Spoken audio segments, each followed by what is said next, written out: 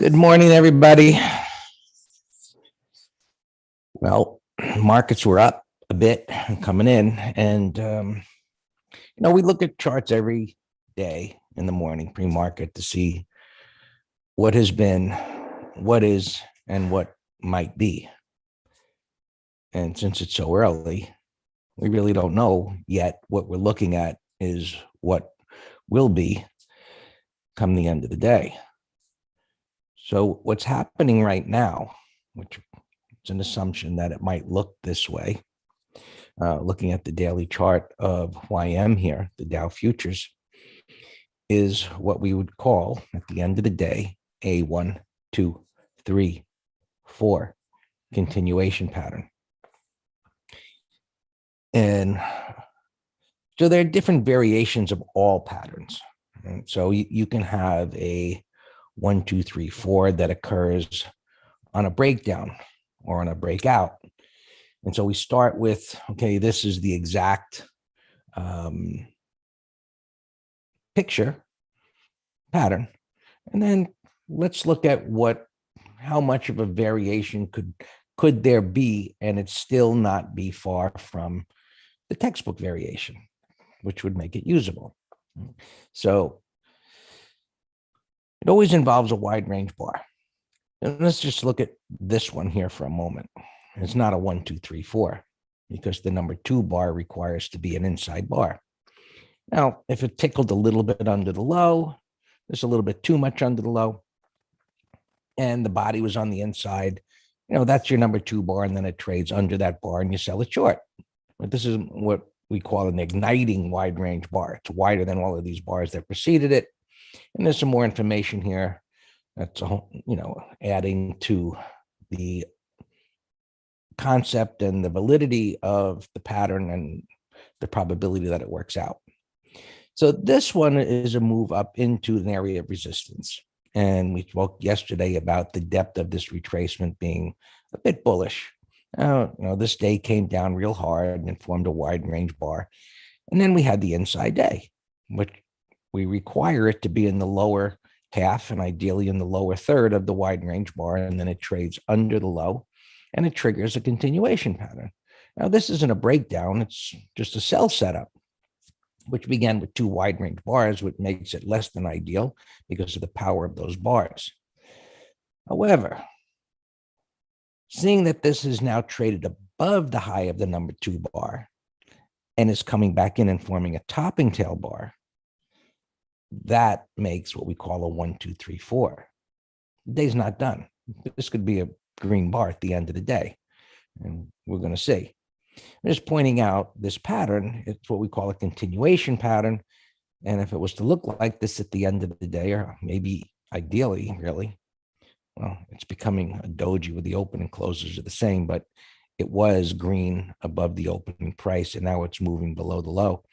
And, turning it red, a red candle body, the close below the low, would make it more bearish. Then we would see if it actually triggers. Right?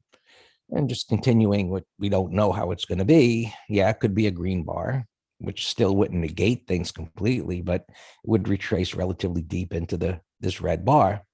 But what if it's a red bar that's closing down here and it's a larger bar, which would mean it's down here and closing down there and even more bearish. So at the moment, we've had the big drop here. We've had a retracement, a sell setup. It has followed through, and we're looking for it to continue to follow through. And it's into what we call just development mode. And we haven't had the continuation pattern actually trigger anything yet. And as we look at other markets, or we'll look at other futures, but just looking at the Dow, which now doesn't encompass the 24 hours, we've got the 1, 2, 3, 4 still. It's a sell setup. It's not a breakdown type of scenario. We talked about this could have been an inside bar. It's not.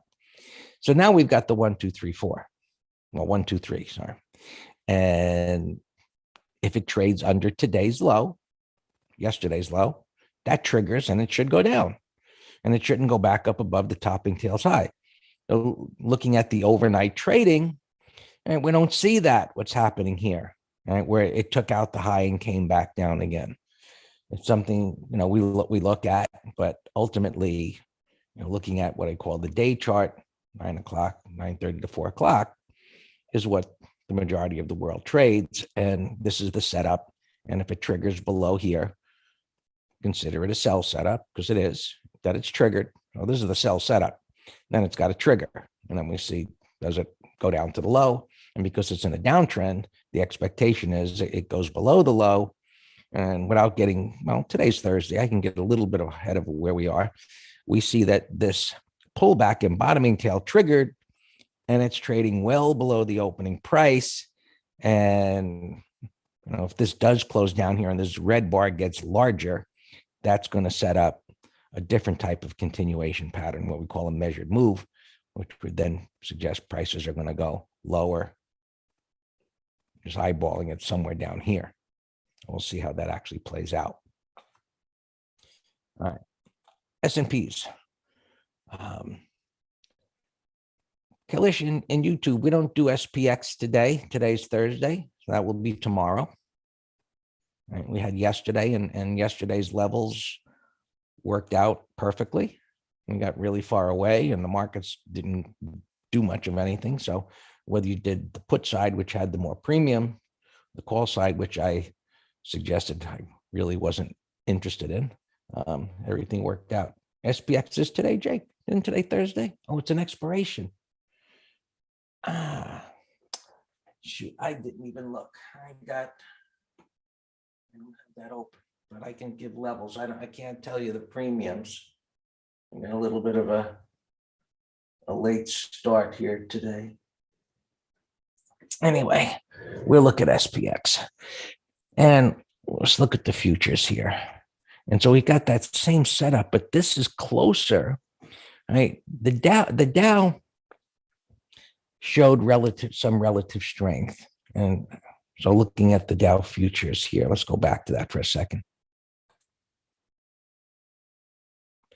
Look how much further they had weakness, and they went further down when the markets went down. They came down to, this prior swing low over here. And so they retraced further up, but they were weaker coming down. Now, this didn't come all the way down here. So now it traded up into the resistance and turned down. So this sell setup here, continuation pattern, which could be a 1, 2, 3, 4, is so close to the pivot low, which makes it less than ideal. So always got common sense. Where is your setup? Where is your trigger? Where's the next reference point of support in this case, since it's in a downtrend? And it's close at hand, which makes it less than ideal. It doesn't mean it can't go through it. We could just have a really nasty kind of day tomorrow, potentially, where let's assume this closes this way and it triggers and heads lower. And if today was another back and forth, go nowhere day, that actually would support a larger move to the downside if it was to trigger tomorrow. And then you might say, why? Well, more days going sideways after the wide range power bar, which creates a price void. More time going sideways at the bottom of it creates more supply to drive prices lower through a demand area if it starts to trigger, right? Everything in MTS is about a thought process and common sense without indicators.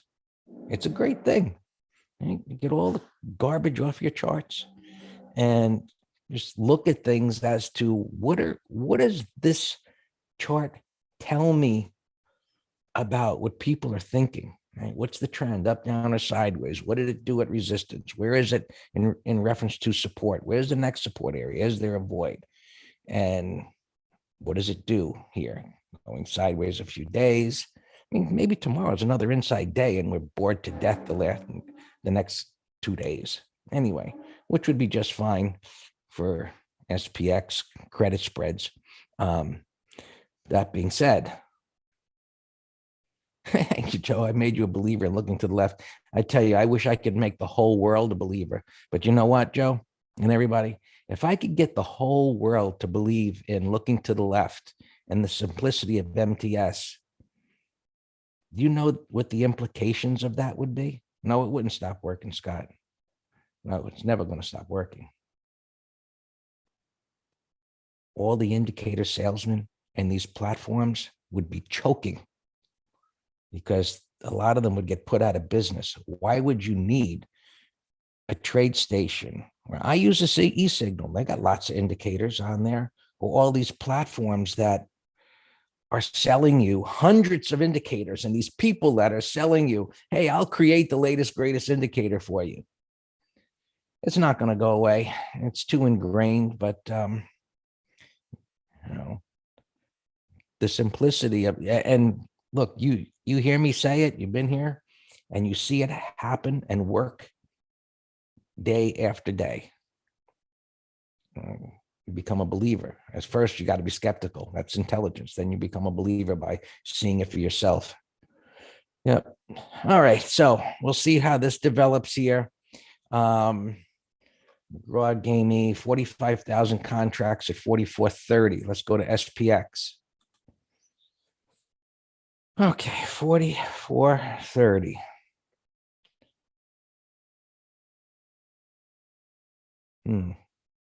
Well, let's forget about the 24-hour chart for now. And where things are down, they're going to be opening up around where they are now. So if this triggers, that pivot low is real. 44.30 is pretty close by. I think that's dangerous.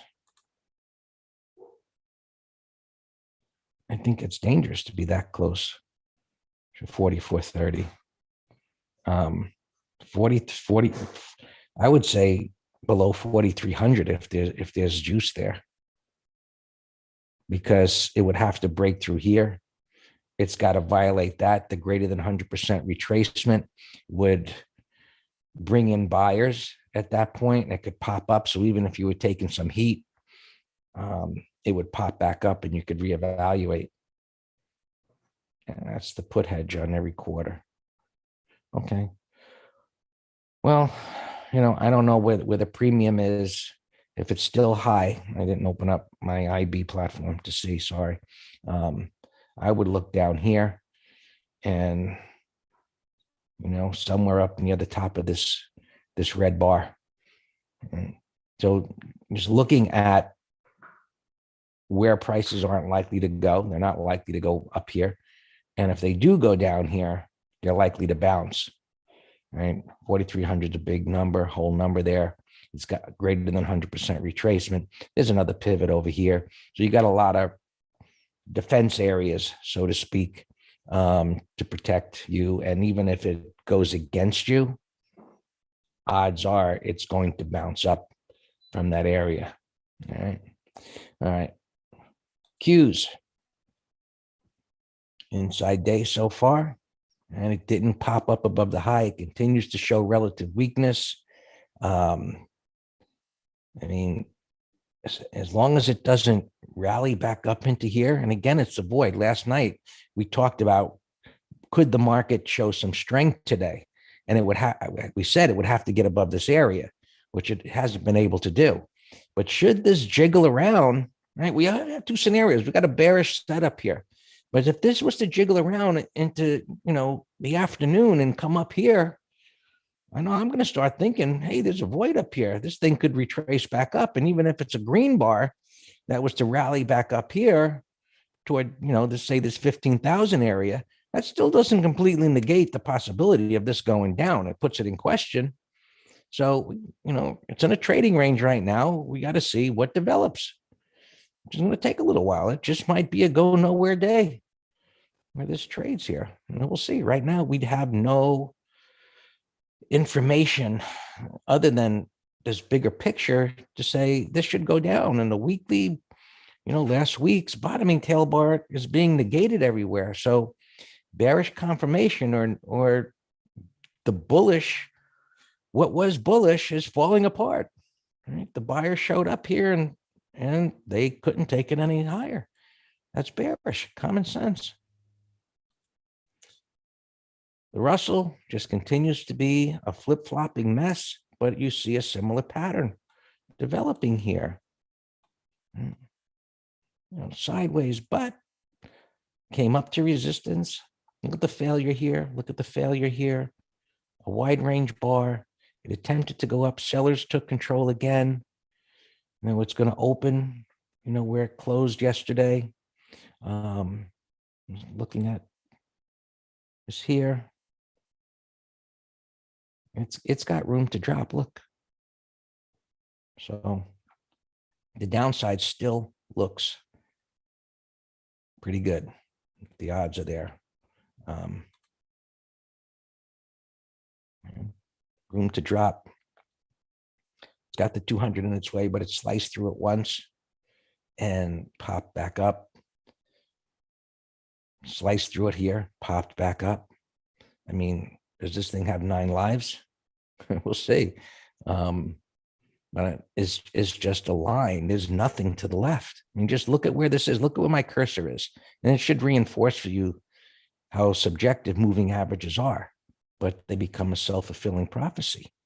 Right? We look to the left, confirm, is there something there? Like over here, it came to the 200 and it went to the pivot and it popped back up.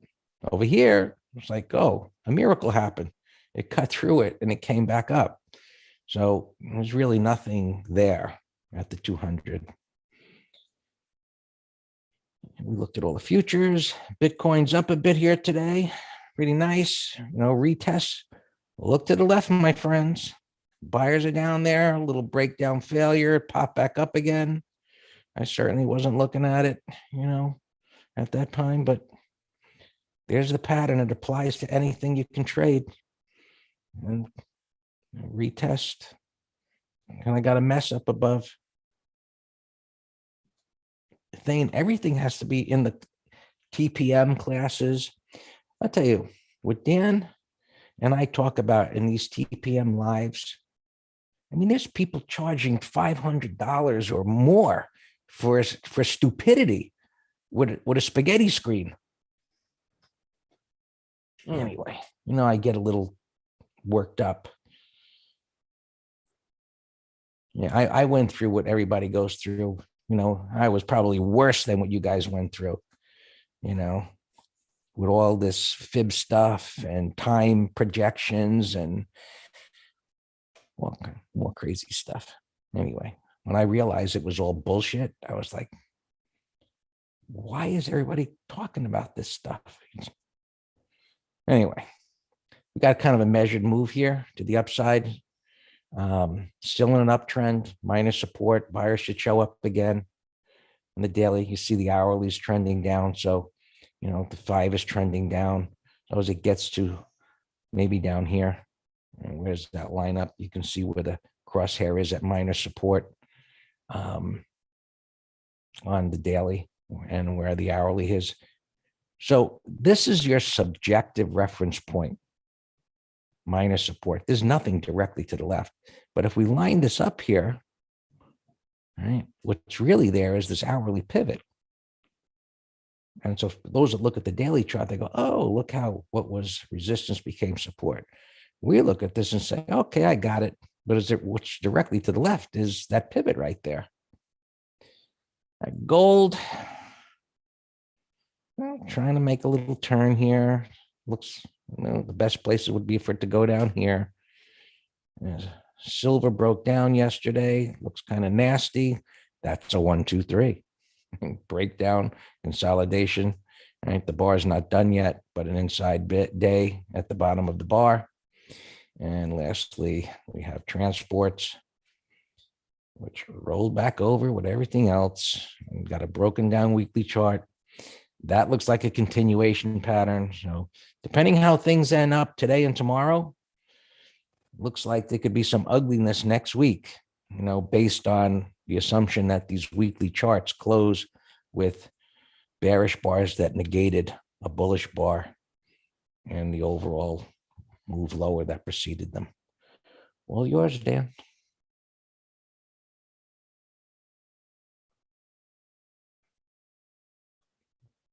Good morning, and that scenario might be in perfect alignment with with political nonsense going on, with whatever, the budget, the socialism bill, whatever monkeyness is going on. You know, we've been doing a good job picking on relative strength, relative weakness. We sold a put spread on Netflix yesterday, held up strong until until it closed when everything sold off. But of all the things, this thing looks fantastic pre-market. And it's right back up here to resistance. If this goes sideways 5, 10, 15 minutes and the market decides to rally, this is a beautiful day trade. Here's another one, CAT. We shorted right into the close and did a call spread. And it's the biggest downer of the Dow 30. So another good selection there. The other, everything else is green or just down a few pennies. Myrna, day trade, maybe 30-minute high. Yeah, it's not a swing pattern to me. It's had a breakout failure and traded under these lows of 20 MA rolling over.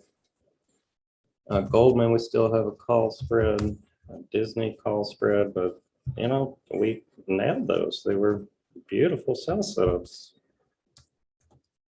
Tesla, very possible at an absolute minimum, Jim. It needs to get over this 15-minute pivot from yesterday. Maybe 30-minute high, but I like Netflix better. Netflix put spread under yesterday's low. Our put spread is wider, and it's for next week. But yeah, I'll look at Netflix for 1 DTE. All right, let's look at some gappers here. This was a beautiful breakout. That's over here. Nothing to do with it now, though. Sigma, it was up earlier, and I was thinking maybe 30-minute high. Now it's giving it up. Oh, the disaster of the day, earnings-wise. Look at Bed Bath & Beyond, down over 25%. That's a nasty crack. People went home short yesterday into earnings, confident, and they're getting paid right now. It's a Climo right now.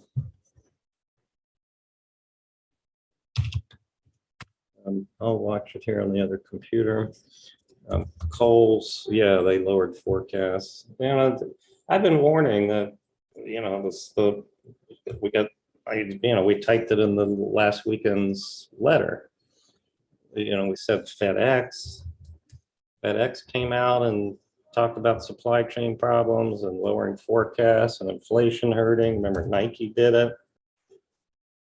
So now we're having a lot more companies come out joining that chorus, and we're approaching Q3 earnings, and it'll be really interesting to see how many sing that same tune. Let's see, Thomas is asking about Q. Thomas, you love QS. You ask me about that every single day. I love it longer term, the weekly. It's a 1, 2, 3 if it closes like this tomorrow. The daily, it needs to give me a better entry. You know, the retracement into this was a little more than 50%, but yesterday closed with a topping tail. We're short naked $20 puts on it. We did that on the gap up day that are going to expire at full profit. So I like it. Well, you heard what I said. I got nothing to add. KSS got a downgrade. Wow. If that's from a downgrade only, then that broker has some power, because that's a nasty gap down on old Coles. Maybe they gave a profit warning too. Yeah, I think Debbie was asking me about this yesterday, and I said, yeah, if it closes strong. So that looks fine. Um, looks fine for a long and a put spread.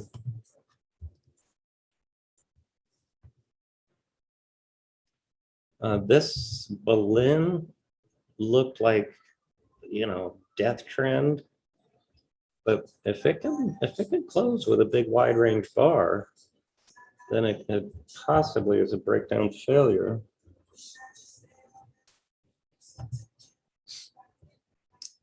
This thing, wow, I remember when we bought this thing right over here, BTBT, and this still looks horrible.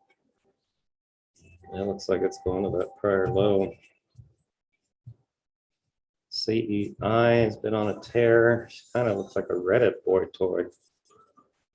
415, nothing to do with it now.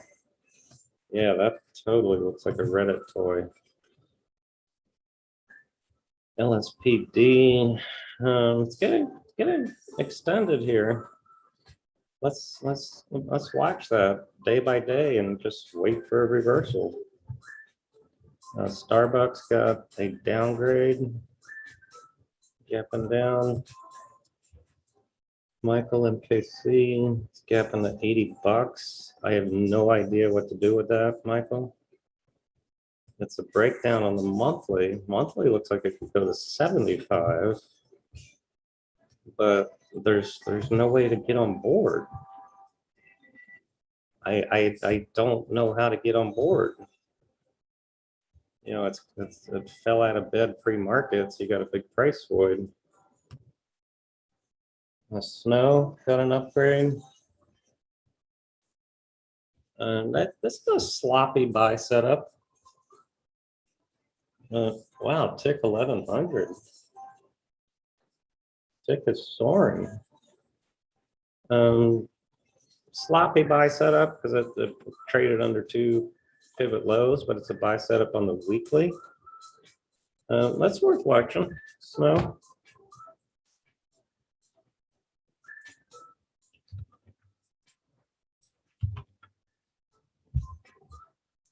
Pergo. Hey, detective. Wow. What the heck's up with Pergo? Gap's too big for me.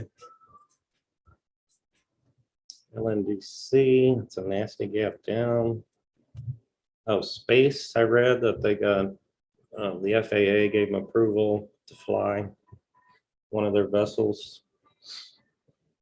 There's no price void is the problem, but it's still a bullish gap over that red bar. Miller Herman had earnings, no pattern. Look at the railroad track. Railroad track 2050. You know what? I'm gonna put I think in 3 weeks we're gonna be talking about moving averages as guides. I might have to put that one in.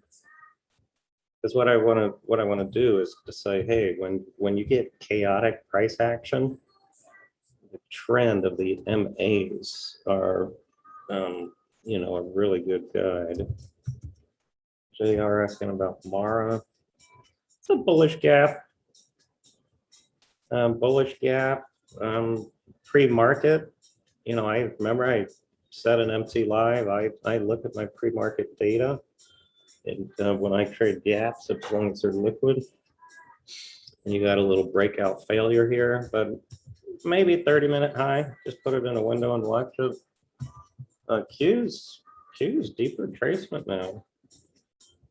I did say in Q's and spiders yesterday that had they closed at the high, instead of this afternoon 1 hour sell-off, then I would have had a slightly bullish bias. But based on the gap and the move here in the first 2 minutes,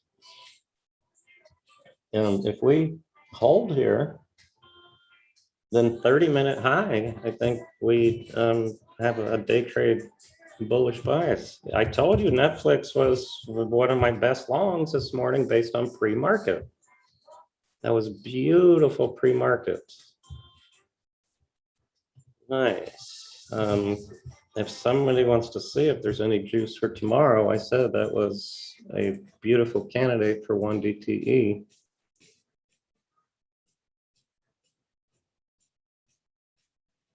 All right, let's see. We have Netflix 575, 565. Oh, that it. Well, we already have a 1 DTE. Oh, good, very good. I thought that was next week.